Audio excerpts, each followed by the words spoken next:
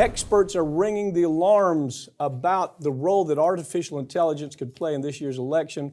AI can create deep fake videos, sound clips, images that have a significant impact on what voters believe. Talk about deep fake. Give us an example of deep fake. Yeah, there's a lot of videos going around right now that appear to show just some funny ones, not harmful, but President Biden and President Trump playing video games and talking over the headsets. The voices sound identical, and that's fun and harmless, but if you were to see these things, a lot of these are getting really good. And if you didn't know it was fake, I'm sure some people out there say, oh my God, why are these guys actually doing this? Because they are very realistic at this point. And you can take that and you could say, hey, look, we've got this politician having sex with a penguin. Here's the video. You can make that video fairly easily these days because of this AI technology that has just blossomed in the last 12 months. I think on Fair and Balanced, a show that you did the story on Ron DeSantis and how he took images of Trump and he made it look like Trump was putting his arms around Anthony Fauci. Remember that? Yeah. And but it was so real. Yeah. I mean, actually, front pages of papers were covering that. But there's no limit to what they can do here. Right. They can make anything look legitimate.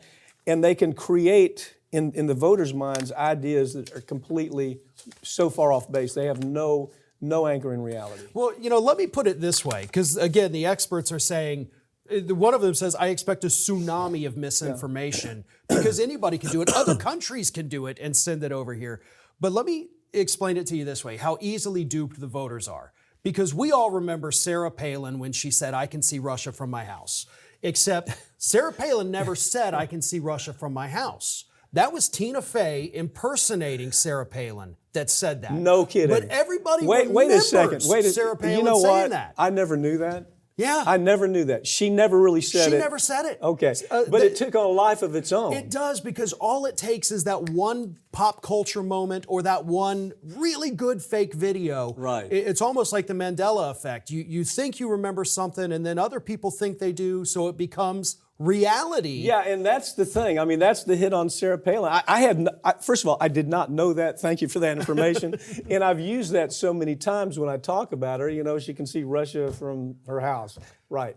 But that's the idea. Now we've taken it to a whole new level, though. Yeah. Right? And now you can actually have her say that right. with her voice Not Tina and her Fey. video. Actually, somebody looks exactly. Right. It is her. And we're going to see that, especially when you look at the two people at the top of both tickets.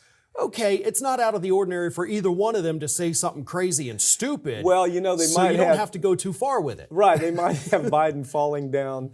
They might have him stumbling downstairs or saying stupid stuff. They might have Trump saying the most outrageous damn things that you go, I can't believe he just said that.